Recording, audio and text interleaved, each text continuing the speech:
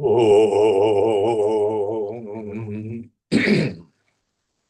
Om. Om.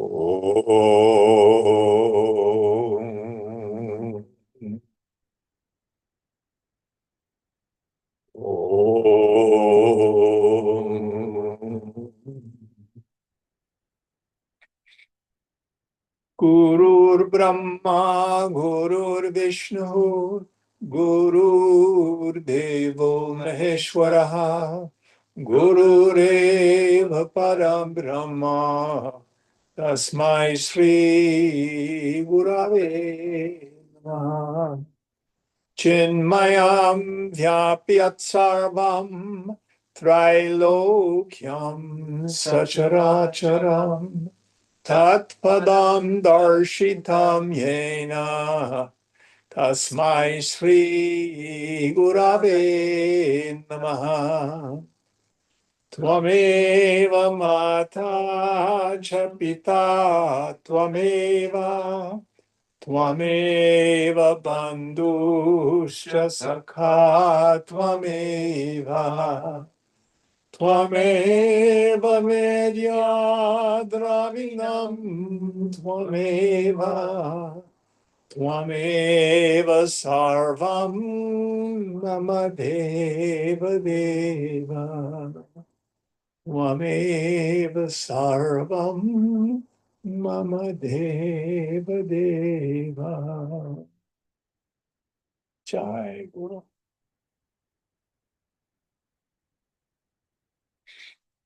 Yata sarvani bhutani pratibhanti stithani cha yatraivo pashamam yanti tasmai satyatmane namaha. So where are we in our text? Starting chapter 15. What are we starting in chapters? Yes, I think he said 15, didn't he? Yeah. Should I start? Please. Panchadashaha Sargaha, chapter 15. Uddala Loka Pakhyanam, the story of Uddalaka. Section 1. Vrishantya Peksha, the expectation of repose. Sri Rama Uvacha Uddala Kena Bhagavana Kathamantar Vicharitam. Sri Rama said, Revered sir, how was it investigated within by Uddalaka?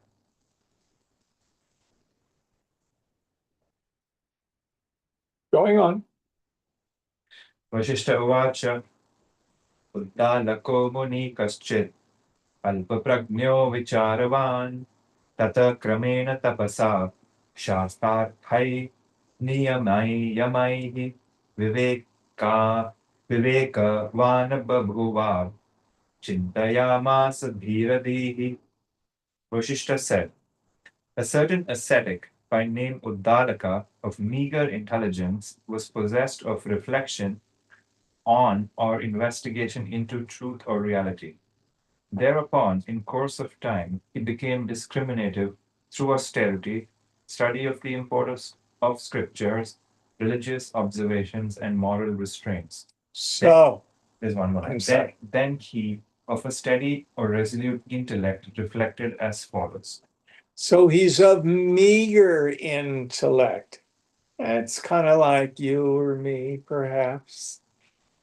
So what he needed to do is do various practices to obtain steadiness of intellect, or chitta shuddhi, purity of mind, or sattva. So let's again go through the things he particularly chose to do. So what was the first one? Reflection or on the investigations into truth or reality. Yes. So he thought about it, he reflected on it, listened to the guru, studied the scripture, inquired into who am I? What is this world? How has it come about? And then what was the next thing he did? Some ritual? Austerity. Okay, the austerities, tapas. Again, it's usually translated as austerities. This doesn't mean lying on a bed of nails or staying up all night or standing on one leg for hours. The tapas that's most important and most effective is our mind goes into chains of thinking. I was talking with a fellow I think it was Tuesday night, and he was complaining about his negative thinking. And he says, well, that's just my nature. And I said, well, if I may push back, I wouldn't say it's your nature. I would say it's your habit. There's a big difference.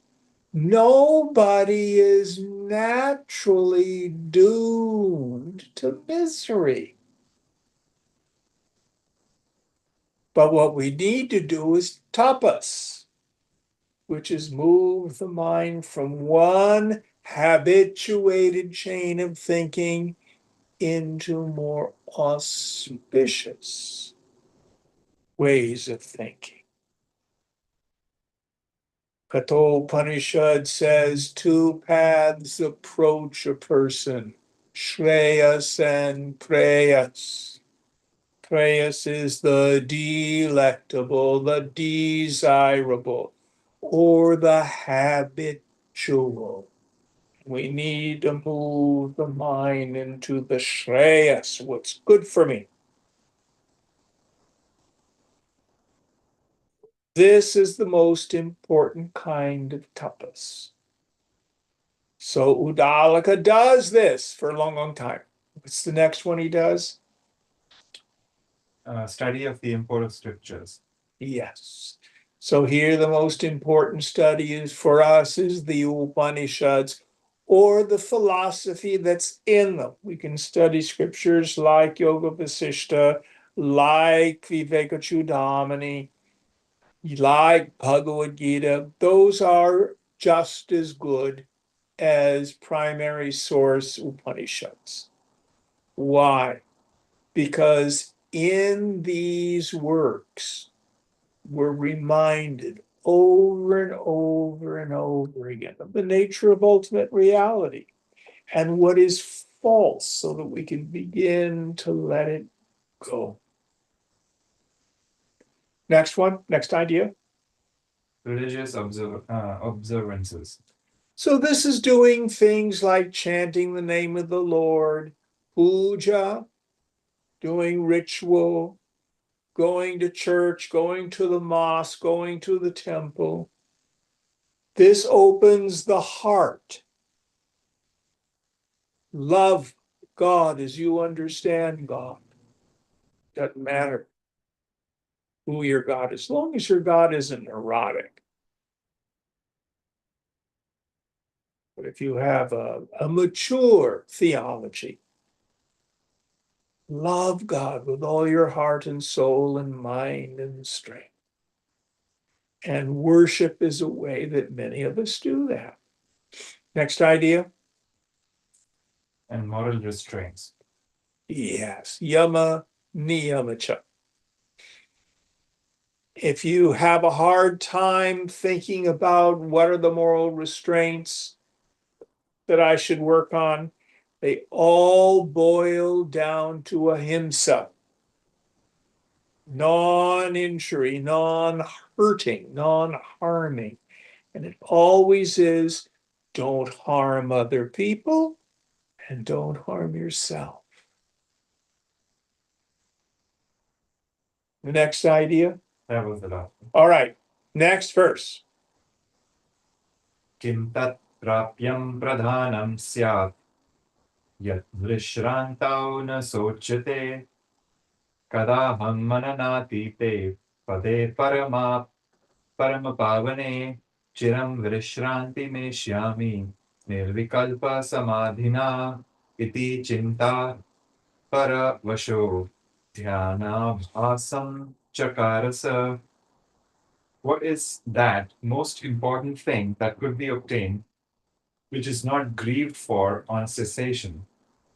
When shall I obtain repose at last, or for a long time in the most holy abode, which is beyond thinking or cognition, by absorption in absolute consciousness, without the differentiation of the knower, the known, and the knowing.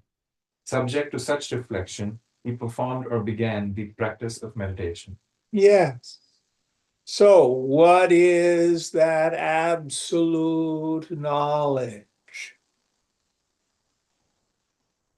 Cannot be lost, that's never subject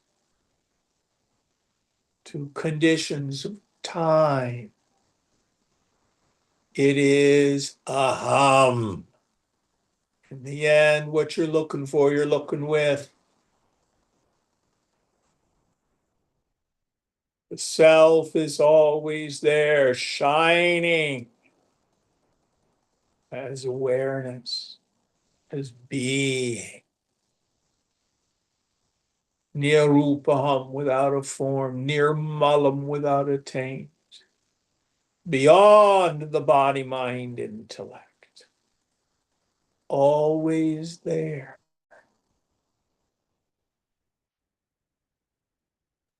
And when the yogi understands that it's struggle itself that is the essence of my suffering, we start to develop the desire to be free from desire.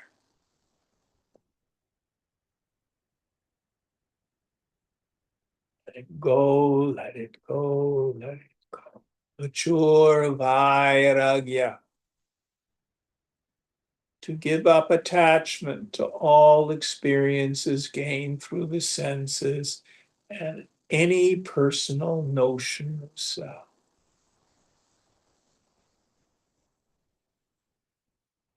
This is what gives the mind the great repose, where there's nothing left to do, no more struggle.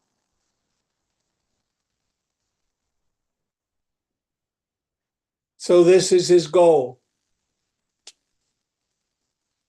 His goal also is samadhi. Now, the translator broke it down into the standard definition where knower, knowing, and known are merged, where the mind ends into absolute quiescence.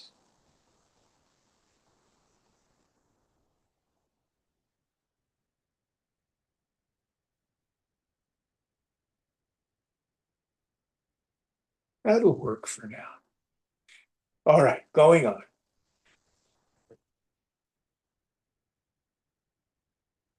Vishayai niyamane tu chitte markata chanchale nasa lebhe samadhana pratishtham pratidayini.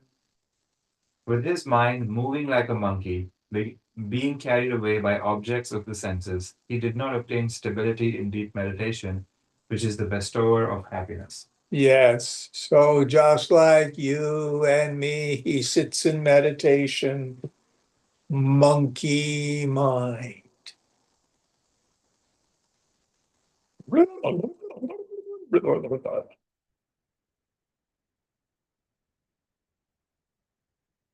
had no repose, no quiescence.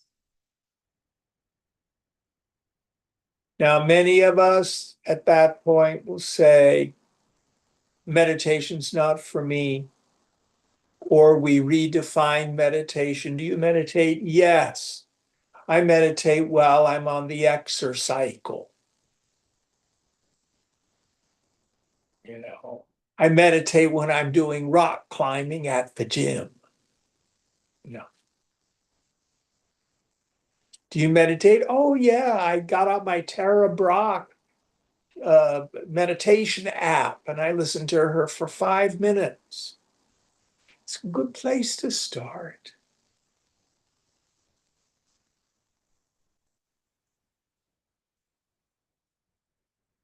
How do I obtain quiescence of mind? We'll see what Vasishtha says. I say, abhyasa vairagyacha. Practice and an intense spirit of detachment. Let's see what he says next. कदाचित् उदितार्काभं तेज पश्यति विस्मृतम् कदाचित् केवलं व्योम कदाचित् निविडं तमः. At some time, he sees a diffused or extended light having the appearance of the risen sun. At another time, he sees merely the sky. Yet another time, he sees dense darkness.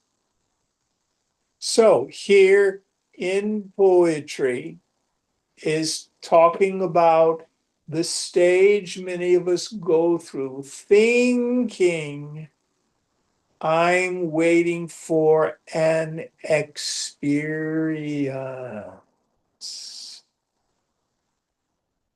So he sees light, he sees space, he sees vast darkness. We could also go on to say he saw demigods, he saw demons, he saw his ex whom he hated. What was the line I heard? Do you believe in eternal life? Of course I do. My mother's been gone for 30 years and her voice is still in my head.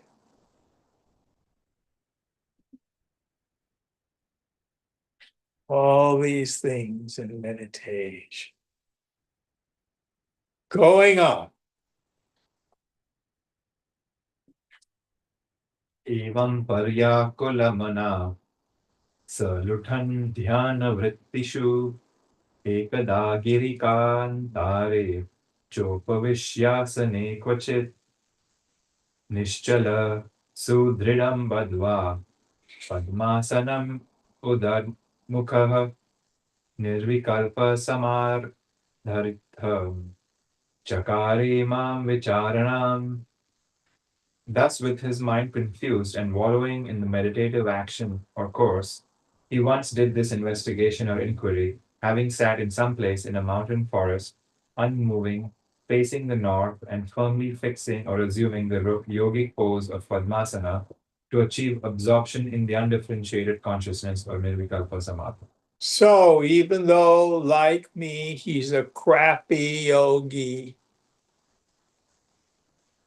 with a vulgar mind, it sounds like he's steadfast.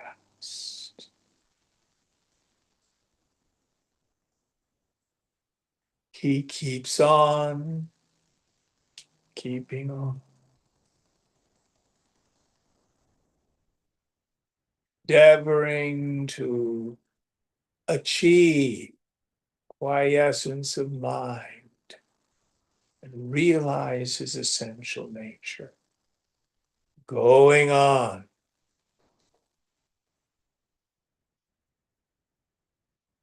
Section 2. Antar Vicharana, Inner Investigation.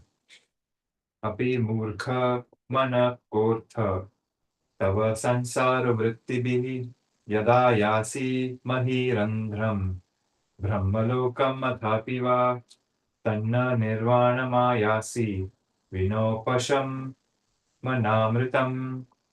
Foolish mind, what is the purpose or advantage to you by your occupation with worldly existence? Whether you go to the cavity of the earth or even to the world of Brahma, the creator, you do not then attain to nirvana or emancipation from the objective world and union with the Supreme Spirit without the nectar of quietude. Yes. So he has the deep insight that the cause of the restless mind is our attachment, and these attachments can get very subtle.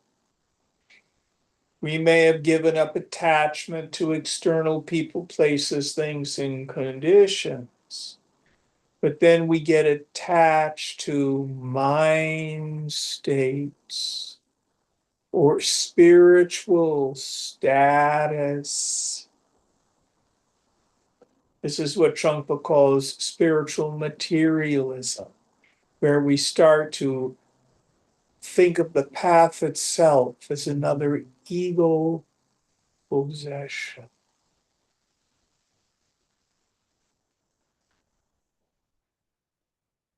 And I like to say 90% of healing is awareness. So he goes, foolish mind. He sees its vanity. He sees these subtle desires and endeavors to let them go.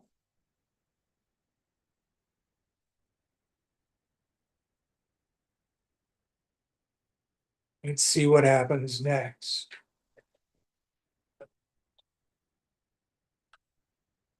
श्रोत्रतां मूर्खसम्प्राप्य निष्फलोऽध्यम् अवर्धितां धिया शब्दानुसारिण्या मृगवत्माश्रयं Vraj. Fool, having obtained the nature of the ear or the organ of hearing, grown by futile exertion, do not proceed to destruction through your intellect going after sound like the deer. So what he's going to do, these are classic literary images of how one particular creature in the world goes to destruction because of its attachment to a particular sense. So the first one here is the sense of hearing. So the idea is the hunter plays his flute and the deer stops and looks and listens. And the arrow can go wham, kill the deer. He goes to destruction because of his attachment to hearing. Next one. Vaktam agatya dukkhaya स्पर्शोन्मुखतया धिया मूर्खमाबद्धताम् एहि gaji lubdha gajendраvat.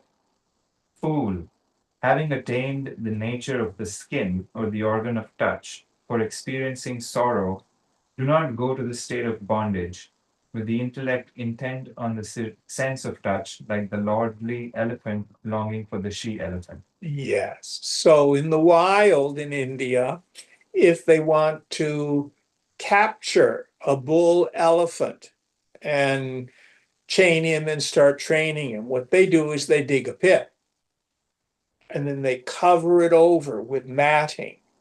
And then on the other side of the pit, they put a female elephant, preferably in season. The bull elephant goes, "Ooh, a lady!" Clump, clump, clump. Ah! And he falls into the pit. Then they can chain him and they capture him. And if you ever watch videos of baby elephants, how tactile they are. They love to do puppy piles, little baby elephant piles and stuff like that. Love the sense of touch. And what about you and me?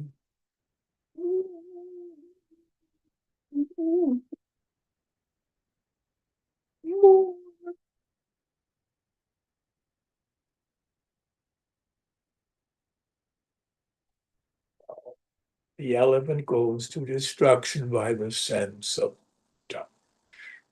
Next verse. चाक्षुषीं वृत्तिमाश्रित्य प्रभारूपचयोन्मुखीं मा गच्छ दगधां मूर्ख कान्तिलुब्ध पतङ्गवत्. Fool, having resorted to the state or function belonging to the eye or the organ of sight, and intent on the movement of form and light, do not go to the burned state like the moth, covetous of brightness. So, in time before electric light, when the way people lighted the village with a bonfire or with torches, moths would be attracted to the flame and would become emulated in the flame. because they were attracted to the light. You do see it even today. You go outside, and like on a summer evening, you'll see moths around a street lamp. And you and I, grinder. What are some of the attender?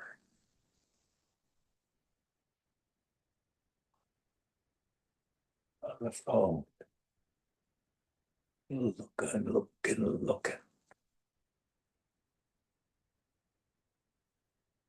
Or in the mirror. I was watching this video about these people getting haircuts of all things. You know, looking in the mirror. Oh, what do they call them? Broccoli cuts the kids are getting. Yeah. It's amazing. All about looking. And then you gotta get the clothing. Car. Can people see the car?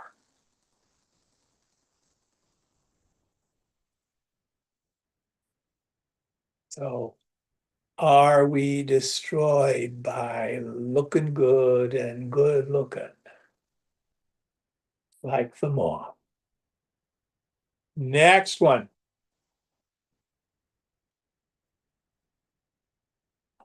रसनाभावमागत्य दुरनास्वादकाङ्क्षया मानाशमेहि बढिश pindi लम्पटमत्सवत्.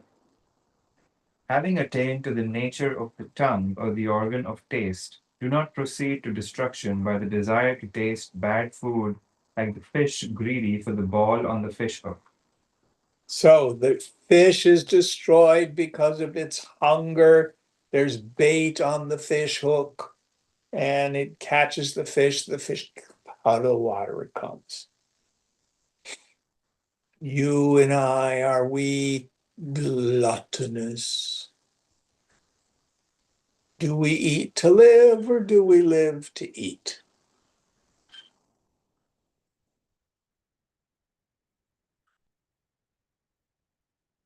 Are you attached to food or liquor or anything else you put in your mouth? Drugs? Going on.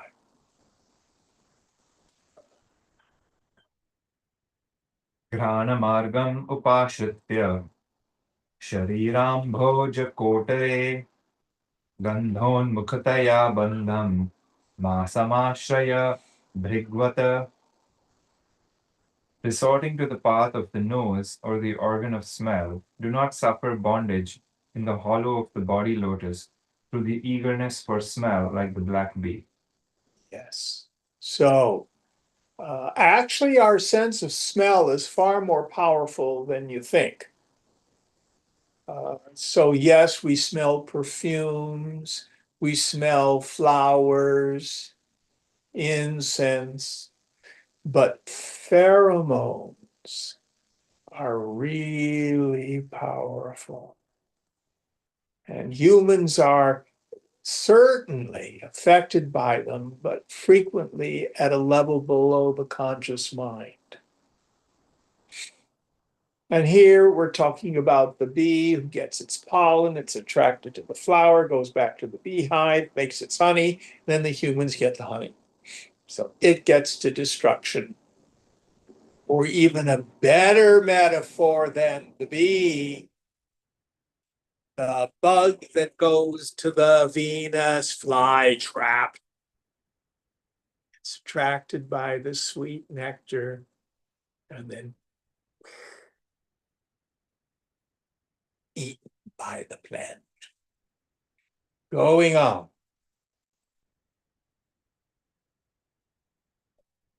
कुरङ्गालिपतं के मीनाः त्वैकैकशो हताः सर्वै एतै अनर्थैश्च व्याप्तस्याज्ञकुतः सुखम्. karom yesha kimartham va tavaitat anushasanam. The deer, the black bee, the moth, the elephant, and the fish are indeed destroyed one by one. Ignorant one, whence is happiness for one possessed of all these evils? For what purpose possibly do I carry out this, your order? Yes, so each one of these creatures is destroyed by its attachment to one sense. Human beings have all five. And most of us are tyrannized by the extroverted mind, going to this, going to that, going to this, seeking a little bit of juice from sensory experience. And the opposite is true too. Oh, did you have a bad day today? Oh, it was so terrible. What was terrible about it? The bad news came to you through your senses. Somebody said something, somebody did something, you read something, you saw something on the television or on your phone. It was sense perception that delivered what made you unhappy. So, what does Udalaka need to do? So Shankara gives us three practices.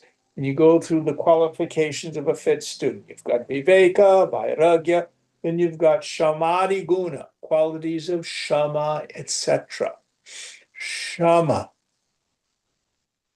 keeping your energy introverted, not letting it gush out when you see an object of the senses. You're there at Whole Foods and you're shopping, you're doing fine, keeping your mind centered, and then you go by the dessert section. Or you're at the gym. Your mind is introverted, you're on your workout, and there's somebody really good looking. So that's when the objects on the outside pull our mind out. No, bring it back. Oh, Namah Shivaya. Dhamma, don't let thoughts from the past push it out. Ooh, I had Haagen-Dazs last week and it was so good. Let me go get some more Haagen-Dazs. Memory from the past, pleasurable experience pushes my mind out. I'm impelled into ego-prompted activity. Learning to, it's just a thought, just an impression from the past. I don't have to act on it. Learning to not be tyrannized. And this matures into uparati, sense withdrawal, like the tortoise being able to withdraw all five senses. Tortoise's four legs and its head go inside the shell. But then Shankara says the best uparati is when I'm moving through the world and my perception of the sense objects does not create vrittis. You want to have a mind like a sieve. Shankara uses the metaphor of a wicker basket, and you pour water into it, and the water just comes straight out. Let things pass through. It's a practice. Abhyasa vairagyacha. Any thoughts on this? The next verse.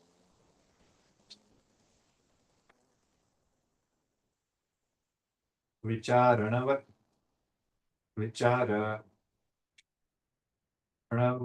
puspunsa chitta tvamapi nasiyat anantasyatma tatvasya tanvi manasi sanstitihi na sambhavati bilvanta vasita danti no yatha. Mind, To the person possessed of investigation into reality, since you also do not exist, to the endless or infinite principle of the self, abidance in the mind is subtle, just as the residence of an elephant inside a bilva fruit does not happen. Yes. So bilva fruit's a little tiny, like wood apple. Elephants don't grow inside those. But the idea here is if we can break this compulsive extroversion of the mind. This is the great value of a long meditation retreat. And in the end, you've got to learn to do it at home so you're not dependent and going off to some monastery. But as thoughts and feelings arise, you notice them. Shake, rattle, and roll, but just don't do something. Sit there. Was talking with a fellow this morning, and he's between jobs, projects. He left his last job, it was too stressful, and he wanted to go back to school and study data science. But his fear of financial insecurity has started to arise. And he's thinking, oh, I was so foolish to quit that job. Maybe I better get another job right away. And in his field, the job market isn't real fertile right now. And he was thinking his problem is he has too much unstructured time. He needs to be busy doing, because the busyness keeps him from regretting the past and worrying about the future. And what I said to him this morning, well, the Lord has given you a meditation retreat, whether you see it or not. Now, if you were on a Vipassana retreat, he's a practicing Buddhist, and you were sitting in meditation, and these thoughts and feelings arose, how would you be with them? Oh, I know how to do that. Let them arise, notice them, let them go, and stay in meditation.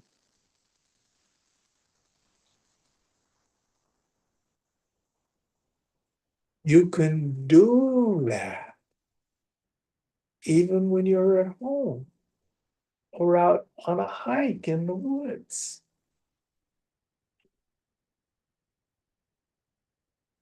Do it anywhere. We need to develop a new relationship with the mind.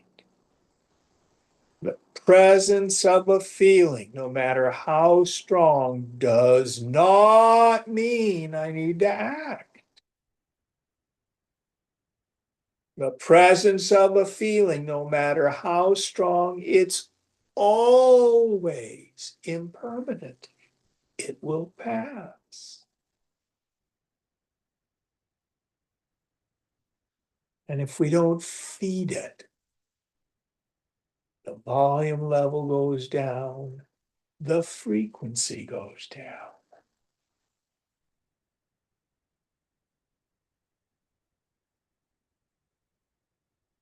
But ego always says, I'm uncomfortable, let me fix that feeling by dancing with the world, soothing myself. I just think that's the weirdest expression. Some psychotherapists give you that. Self-soothing. Who's heard that expression before?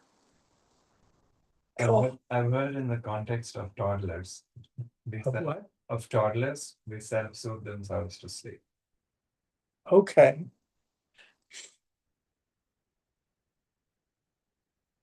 But I do something so I feel better. Take a bubble bath or listen to music or do something to soothe myself.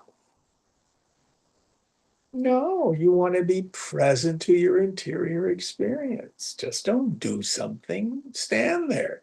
Just don't do something, sit there. Look at that.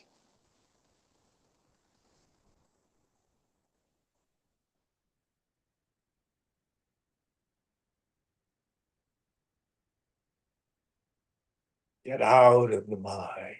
Stay in the viewpoint of the witness, the unattached, involved witness.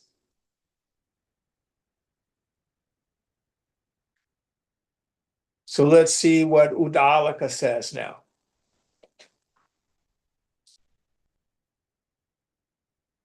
Padara Padangushtat Shiro Yavat Ganasha Pravicharitam Na Labdhosau Aham Nama Kovasyat Ahamityayam. From the great toe up to the head, particle by particle, it has been examined. That one called I has not been obtained or apprehended. Who possibly could be this? Who possibly could this I be? So many of us think, not thinking, but assume I am the body. But is the self located in the body? Very interesting. When someone says, which one of you is Puneet? You may raise your hand. Or if you're going to gesture to yourself, nobody goes. The only person I know who does something funny is Setu. He goes like this. Most of us go, no, it's me. We gesture to our heart. So the ancients would locate the mind in the heart. But here's an interesting meditation. Where is your self located? Now, many, many years ago, Sean Connery did a movie called Sir Gawain and the Green Knight. It's a terrible movie, but there's something very interesting in it. So, Sir Gawain is in this sword fight with the Green Knight. And the deal is the Green Knight says, you can strike first, and then I'll strike second. And Gawain says, this is no problem. So he's there and he takes his big sword and he goes, whack, cuts off the head of the Green Knight.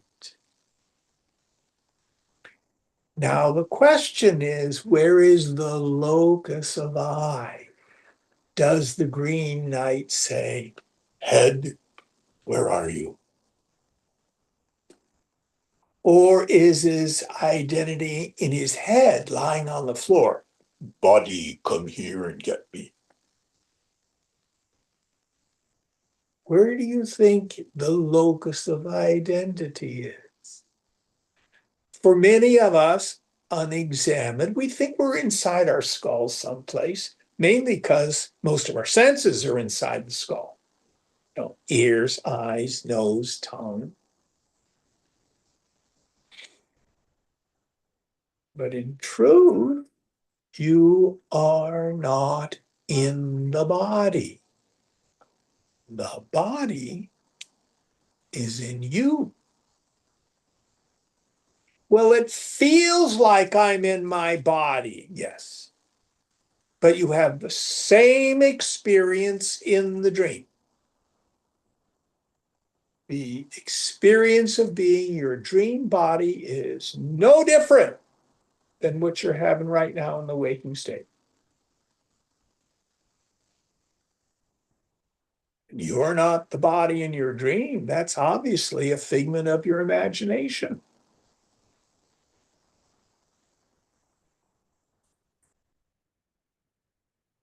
When you were a child, you had a little body. You went through adolescence, your body changed. You became a young adult. Many of you are still there. Others of us are in our golden years. Bodies changed again. But you are a still point who has witnessed the changes in the body. Take a deep breath. Do you not know the breath in the body like you know an object in the room? I is not located in the body. Now, those of us who've studied Kathopanishad meditate on the self like a flame the size of your thumb in the heart. That's what Kathopanishad says towards the end. This is for students with meager intellects. This is an upasana. Your self is not a flame. It's not located in your heart. Your self is nowhere located.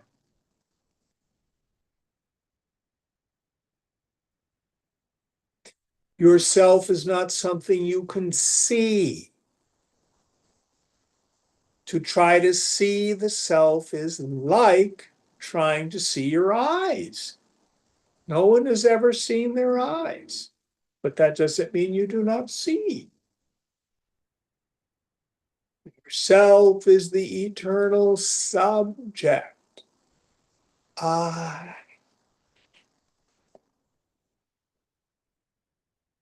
Let's see what Udalaka discovers.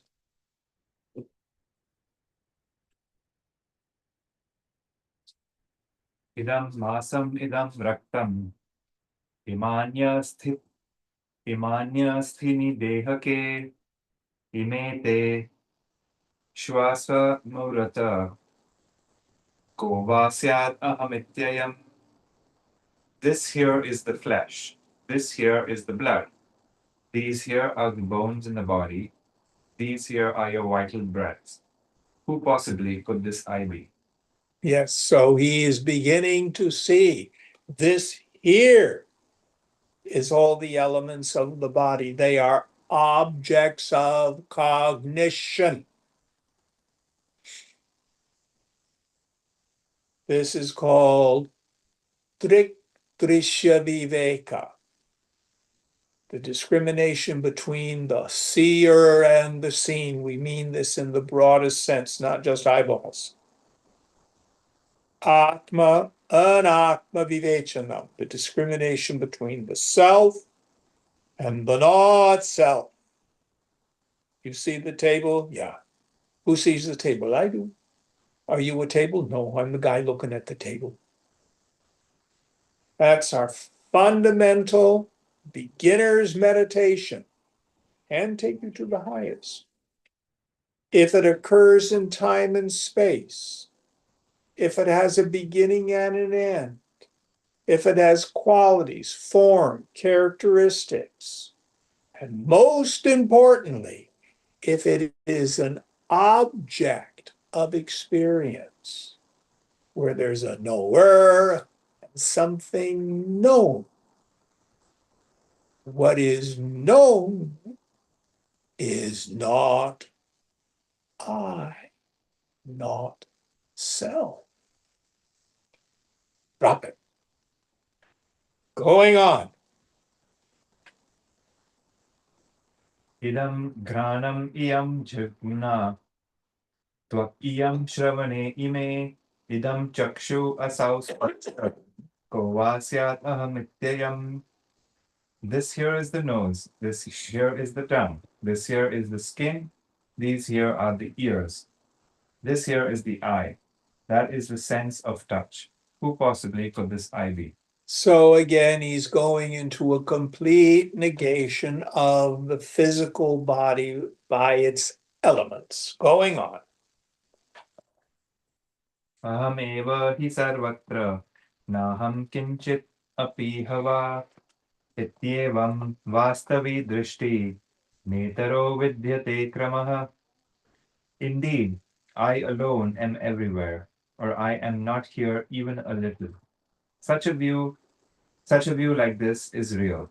Another matter does not exist. Another manner does not exist. Yes. So where are you? Sometimes it seems like I'm a point looking out through the senses.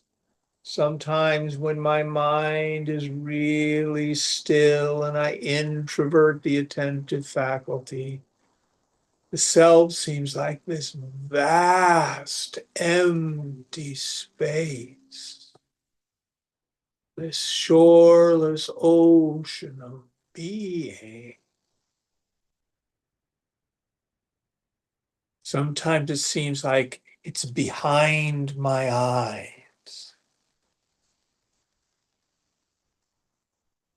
Now, if that's true for Puneet over there, now Puneet, turn your head to one side. Oh, be careful, yourself is going to bang into the wall. No, it's not behind. Where is it? How big is it? And what becomes a challenge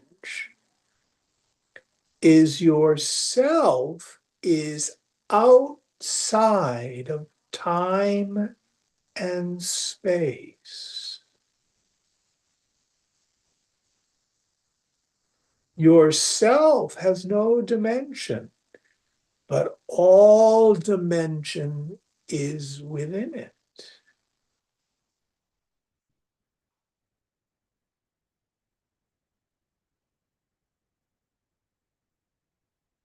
Now, don't get hung up in trying to figure out, is myself above my head?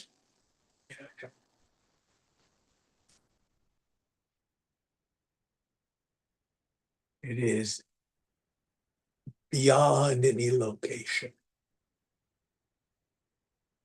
Yet not unknown. It's always experienced as me, myself, I.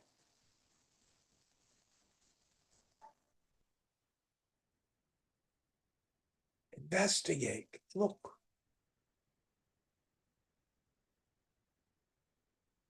Going on.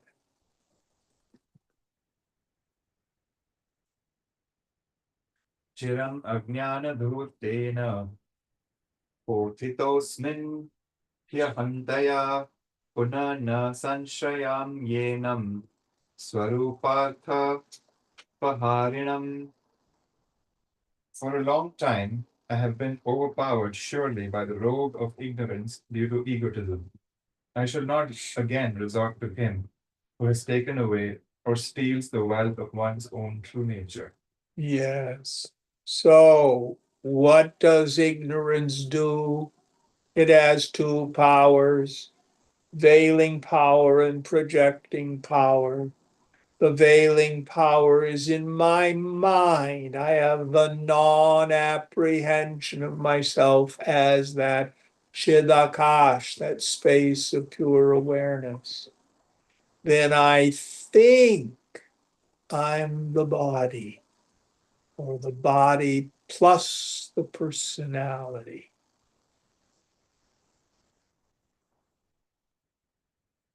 That's the fruit of ignorance. That condition is a condition of spiritual impoverishment. I'm not enough. There's not enough.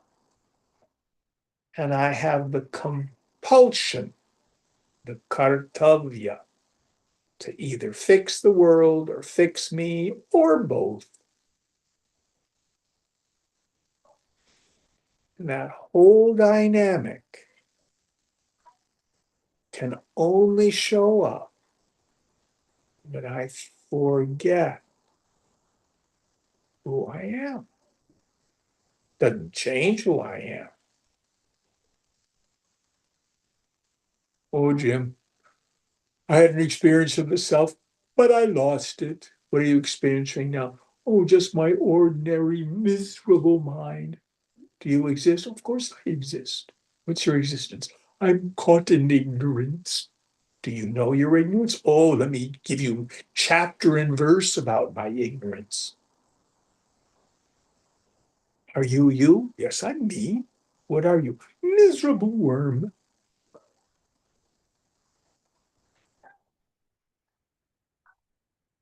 The self is always there. When are you ever not you?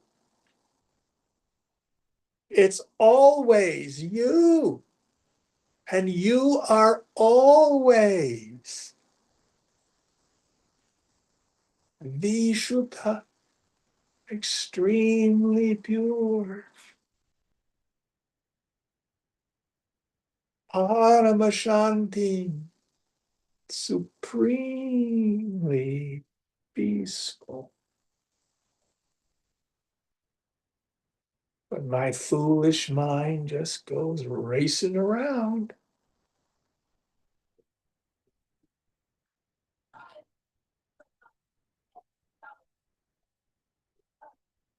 Many of you may know the story of the scientist, astronomer Galileo.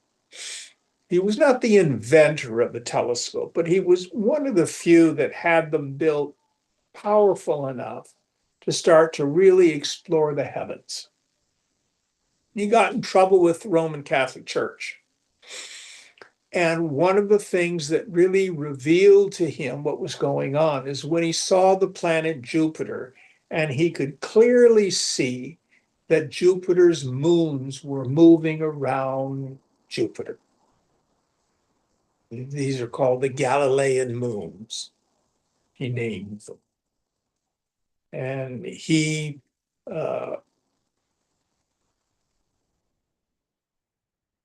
took on Copernicus's notion of a heliocentric universe. The sun was the center, and the earth revolved around the sun, not the earth is the center and flat, and everything revolves around it. So he's got his telescope, he's there, I think he's in Florence, and these doctors of the church show up, and they say, we're taking you to Rome, you're going to be tried for heresy, you're probably going to be imprisoned. And he says, but look, go look in the telescope. And these doctors of the church said, we don't need to look in the telescope. We see with the eyes of faith.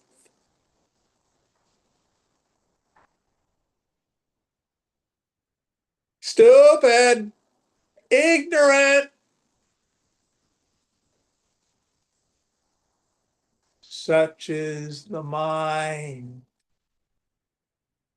Your nature is Brahman.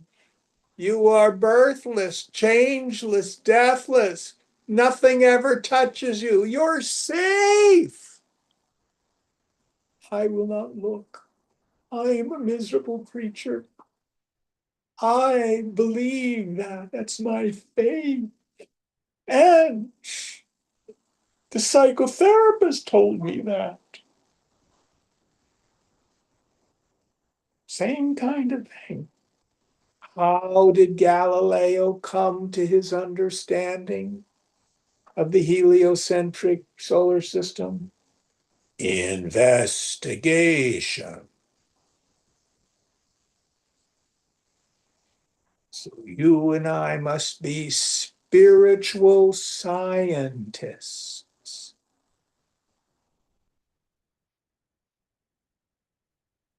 Stop. Quieten the mind. Introvert the attentive faculty. Investigate yourself.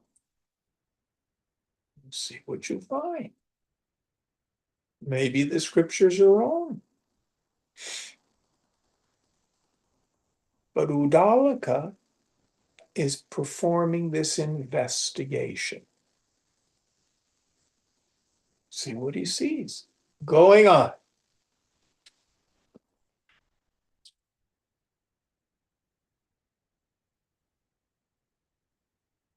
वासनाहीनमप्येत चक्षुरादिन्द्रियै स्वतः प्रवर्तते बहि स्वार्थे वासनानात्र कारणम्. This mind, even without accumulated impressions, by itself proceeds outwards through the eyes and other sense organs among its objects. In this matter, accumulated mental impression is not the cause. What was the verse before? What was the cause of I? Yes. So these vasanas may give us a sense of the phony I, the ego I, the ahankriti. But it is not the cause of the real I.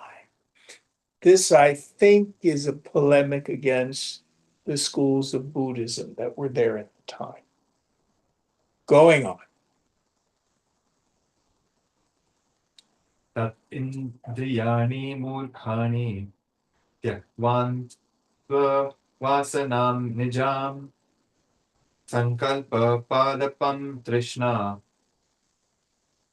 padatam shitva manovanam vittatam bhumimasadhya viharami yatha sukham. Therefore, having set aside the stupid sense organs, having cut down the forest of the mind with trees of thought and creepers of desire, along with its own inner mental impressions, and having reached an extended land, I go about at will or as I please. Yes. So he has cut down the addictive tendency of the mind to dance with the sense objects. He's cut down the creepers and trees of the thoughts, worry, regret, fear, selfishness, self-centeredness. He's seen the fundamental unreality of any notion of self. And now he's begun to enjoy the vast spaciousness of a quiet mind. We sometimes call it a mind that has become no mind. Now listen carefully. That is not a state of insensibility. It means I no longer believe in a personal sense of self, that the world of name and form is separate from me and inherently joy-giving or misery-producing. And I have given up kartavya, the sense of struggling towards a goal. I'll be happy when, it'll be better if, or better if. Your mind's at peace. Then do as you will. Next verse.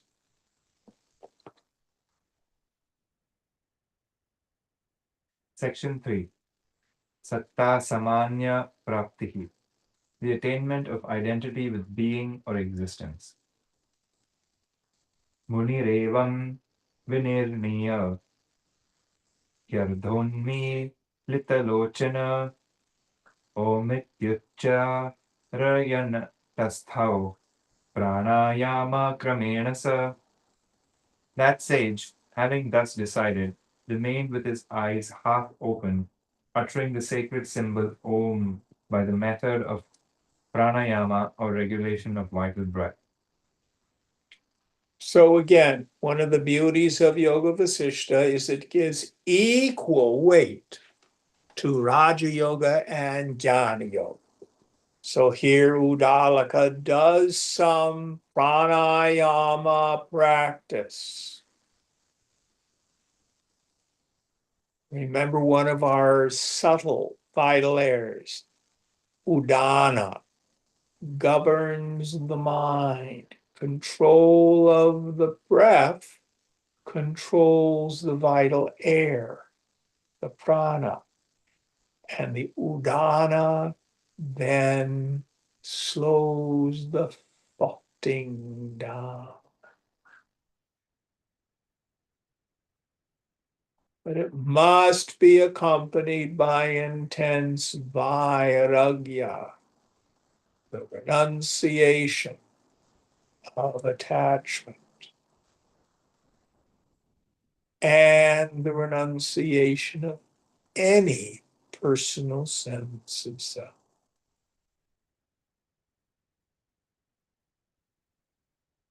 Now, pranayama is not a requisite. Remember, this is a guy with a meager intellect. He needs a lot of help. And we never say not to do pranayama, but your intuition will guide you. Going on.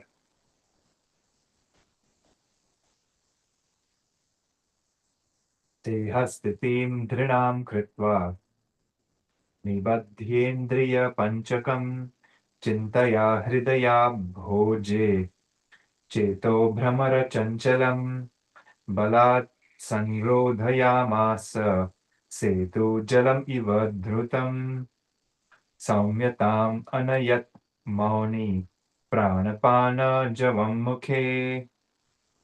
Having made the position of the body firm and controlling the five sense organs, he forcefully stopped or arrested the mind, flitting like a black bee in the lotus of the heart by reflection, even as a dam arrests the flow of water quickly.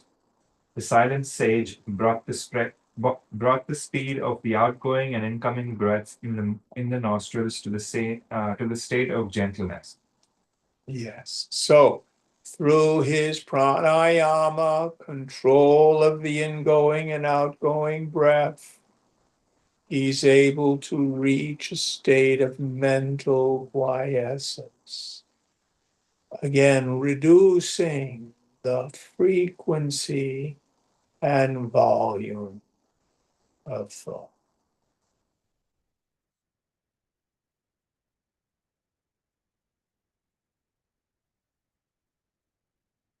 Going on.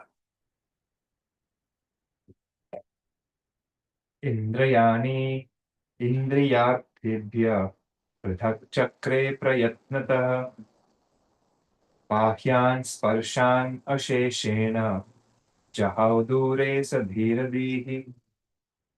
He of a firm or resolute intellect severed the sense organs from the objects of the senses with great effort and cast off far away external contacts completely. So this is the pratyahara of the Raja Yogis, which is the same as uparati. He's able to withdraw everything within. Now, here is the key to effective sense withdrawal. The key is single-pointed attention on something. Let me tell you what doesn't work. Now, I don't want you to think about the elephant, and I don't want you to think about its long trunk or its big ears. If I go down that road, all I'm going to do is think about the elephant. So if you're in meditation and you go, I'm not going to focus on the traffic, especially that damn horn that keeps blaring, you're just going to think about it. Instead, intense concentration on your mantra or on the breath or whatever your point of attention is. I think any of us who've been involved in some mental activity, could be reading a book, It could be working intensely on the computer. All the sounds of the world disappear. Who's had that experience? See, so you naturally know how to do this. But the key to successful sense withdrawal is actually concentration. That's why pratyahara is followed by dharana, concentration, single pointedness of mind. Going on.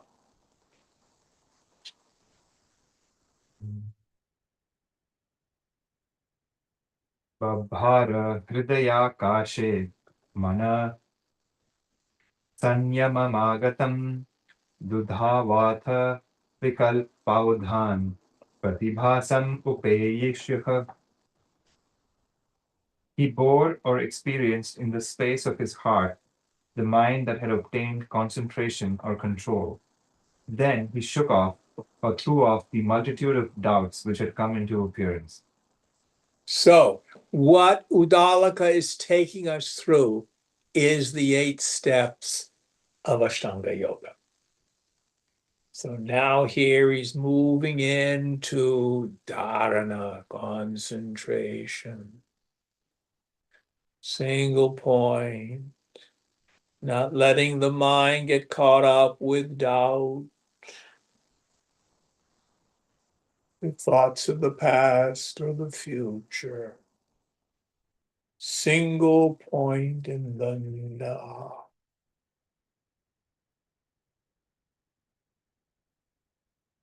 And we'll have to leave him here for this week. Om Purnamada Purnamidam Purnat Purnamudachyate Purnasya Purnamadaya Purnameva Vasishyate. Om Shanti Shanti Shanti. Hari Om Sri Guru Pyo Namaha. Hari Om. Om.